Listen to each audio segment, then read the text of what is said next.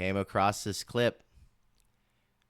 It perfectly outlines and illustrates the situation at hand when it comes to these fraudulent bureaucracies. DOGE, DOGE, DOGE. That's right. Getting down to business. You got to see this clip. Like, share, subscribe. You know what to do. Check this out.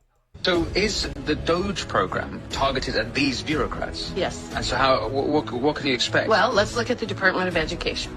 The Federal Department of Education has a budget of about $280 billion a year. Less than 25% goes to educating our students. What? So where does the other $220 billion go? It goes to a bureaucracy. It goes to a consultant. And that consultant then donates money back to the Democrats. And then it goes to a different consultant. And then it goes to an NGO. I mean, it is money laundering and money churning at its absolute best. And you can look at almost every single agency and you will find it. So the brilliance of DOGE isn't that he's going in and cutting spending. He doesn't have the authority to do that. We're the ones that have the authority to do that. What I want him to do is come up with a report, go through agency by agency by agency, identify every single program that we should not be funding, put a number attached to it. We slap a preamble on the front of that report, and we say that every single agency is having their budget cut by X amount as shown in the attached report, and none of those programs can go forward from here on out. Today we take a very historic action that was 45 years in the making. In a few moments, I will sign an executive order to begin eliminating the Federal Department of Education once and for all. Should I do this?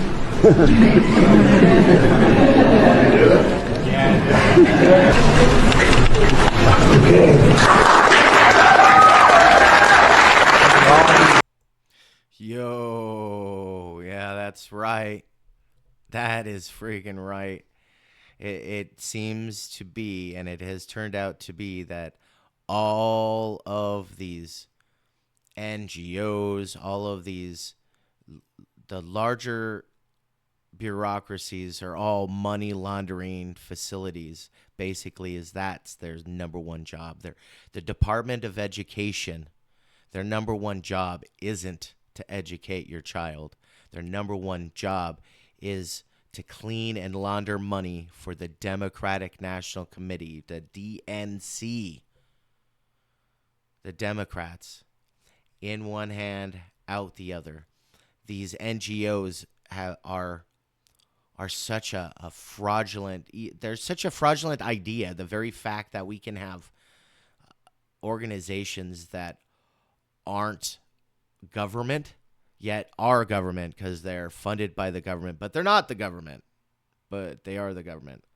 So the money goes from one hand to another hand, and then back to Democrat politicians.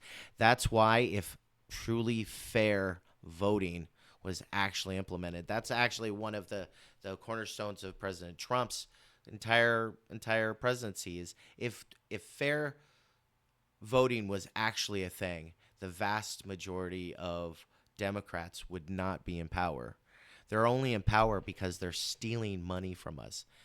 I'm pretty sure most of them know. I have a hard time envisioning these people not knowing that they're getting taxpayer money from one hand to another hand into their pocket. Absolutely atrocious. And this is just the beginning.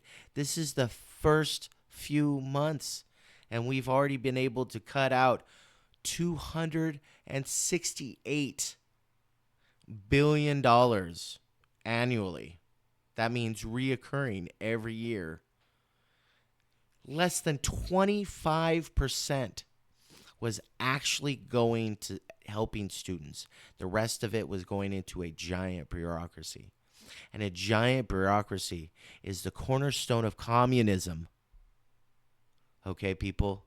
Another point of propaganda wars is to show you and to explain to you and to help you understand that for the longest time, there have been a concerted effort to usher in communism into the United States of America. We are the freest land in the world. That's honestly that's honestly one of the specific reasons why we are the freest nation in the world, is precisely because we don't fall for those social those traps, okay? Like universal health care, okay? I have to admit, I was one of those Bernie burners. You know, I thought we should have universal health care. I thought that how can a first world nation be this in debt to what some of us have termed the medical industrial complex, right? So in the United States, you can heal, but you got to pay out the wazoo. But in other countries, man, I have read some nasty accounts. I've got to bring them up.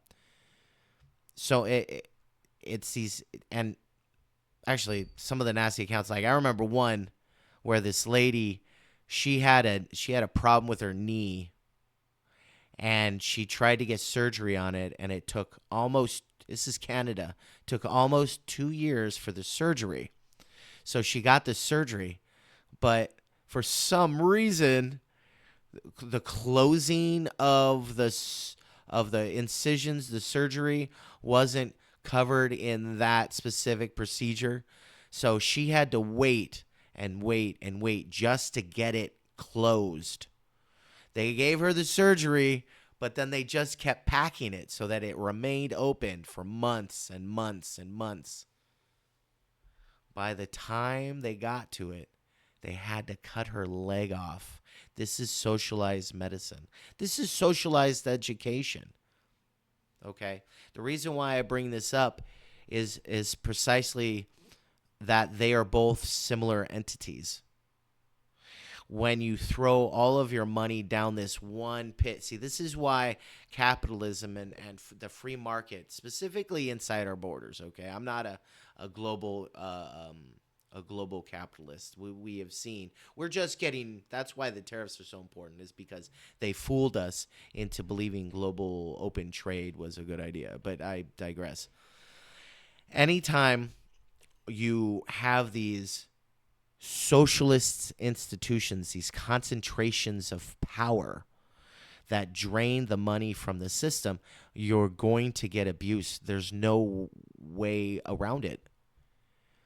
The very installation, the very creation of these entities, these large structural power entities that have control of these giant budgets, come with giant bureaucracies.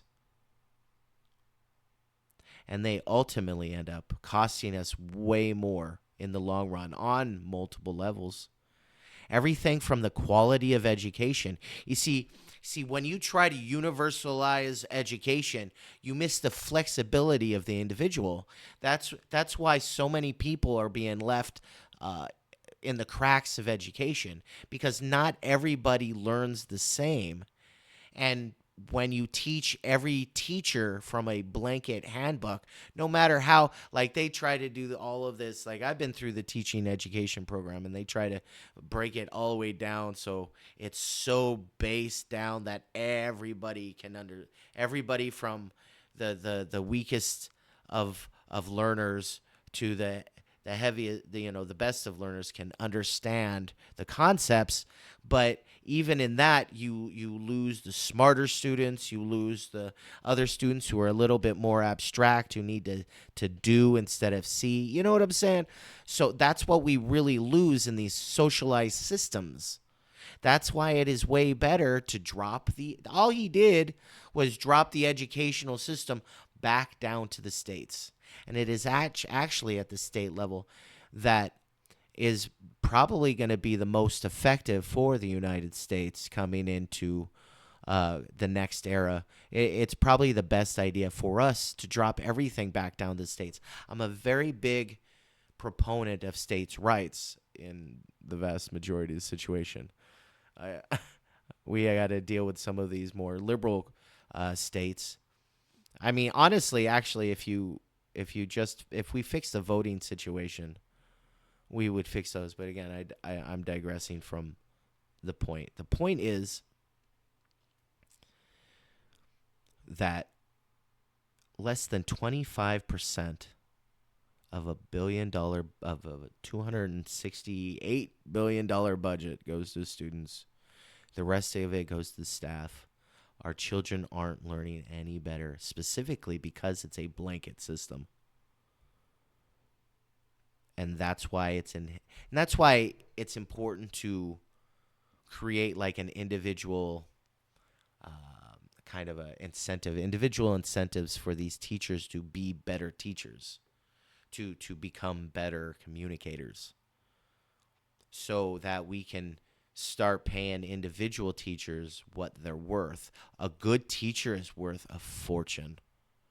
A good teacher that can help anybody or even just a specific group be able to comprehend and understand concepts, because most people are stupid. Most people are dumb.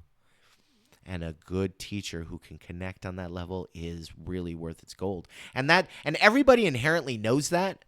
That's why everybody is like, well, we got to give the teachers more raises. We got to give the teachers more money.